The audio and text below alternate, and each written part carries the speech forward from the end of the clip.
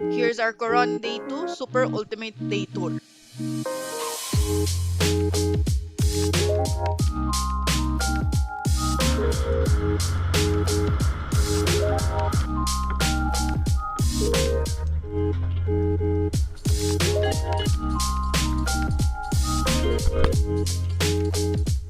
Our first stop, Kayangan Lake.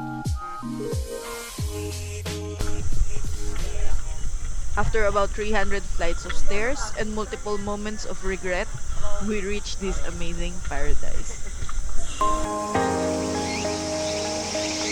Huwag muna tayo